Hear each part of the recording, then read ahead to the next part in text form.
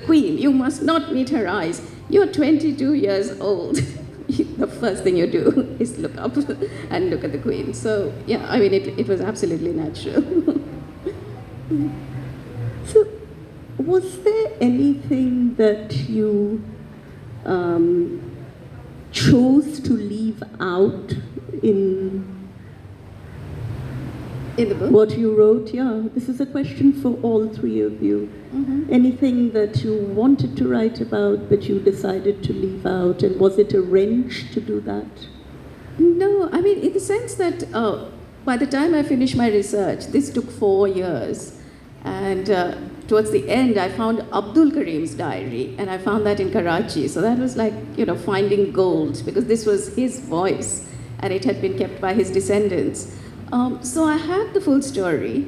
There were lots of troublesome bits. I had to pass it, because I had accessed her journals at Windsor Castle.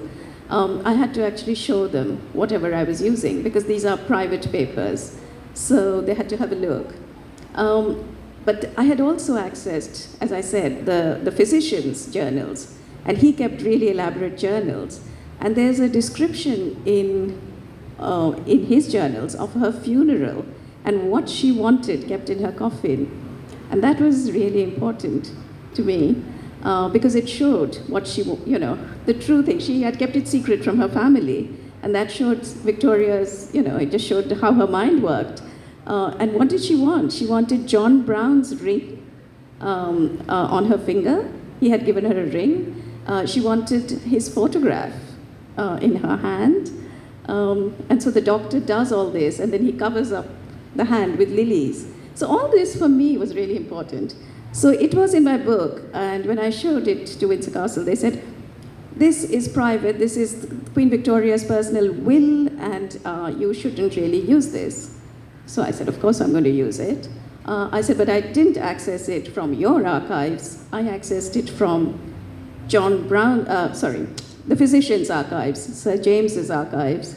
And, I could use, his family had given me permission to use his diary.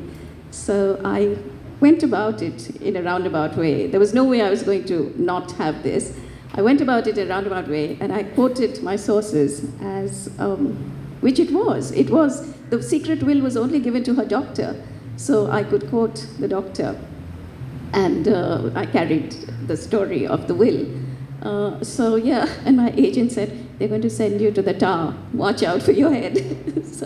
But luckily, nothing like that happened. And in fact, they were so proud of the book after it was published, because there was so much interest. They actually sent out these Hindustani journals on tour, because apparently the highest Googled, this was what I was told by curators at Kensington Palace, the highest Googled person for Kensington Palace Windsor was Abdul Karim. People wanted to know more, so they just sent out these, they owned it, and they said Victoria learned Urdu and made it a big thing, and sent these out, so that was nice. Christopher, anything that you... Well, on the one hand, I would have to say that most of what I've written about is, I didn't leave anything out because I felt like those things have been left out of like the narrative in Germany, or out of stories, or out of history class. I mean, you have to imagine that in Germany, I went for 13 years to school, I didn't learn anything about colonialism, not even once, not one day. So I felt like a lot has already been left out, so I tried to put all of that in.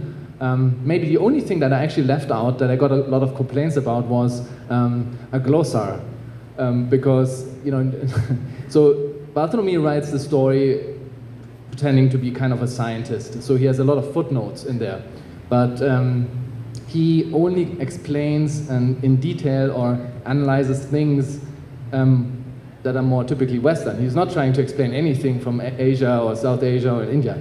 So when the book came out in Germany, there were lots of readers or even people in the publishing scene, so they were like, yeah, very interesting, but why isn't there any glossar in there?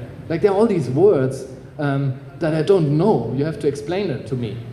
And I felt like that's quite ironic, because the whole point of the book is that we have this different perspective on things, and obviously in a perspective, someone looking the other direction will not start explaining to you stuff. And it just revealed to me again about myself, but also about others, how we expect certain things people to know if we look around the world, and other people, you know, they don't have to know. So like if I write about a very tiny village in the US, in the Middle West, I don't have to explain what, I don't know, a certain kind of food chain is, or how the flag looks like, or if I say anything, you're like, oh no, of course, you're supposed to know that. No? But if I write about a small town in Mongolia, in the US, then there's this expectation I have to explain, why should I know this about Mongolia? And I think that was the whole point about the book. And so, I mean, I always try to have, if it's something really important, I try to explain itself within the text. But the biggest part of vocabulary I didn't explain was probably food vocabulary, so like, or like 300 food words in there. And I came across this again when they turned it into an audiobook, for example. Then the actor, he called me, he said like, can you help me? There are all these words in there, I don't know how to pronounce them. And I said like, well, I don't think my pronunciation is that good as well. So I mean, don't rely on me, because as you can tell, I'm German. I always thought I would not sound German, but I realized I do. And so I asked my wife, I said like, can you do it? And then we did this audio file where she just like, the list of these 300 words, just like very quickly says all these words so he could have an idea, and he did a good job now, but yeah. Thank you. Well, as I said, yes, yeah, I mean,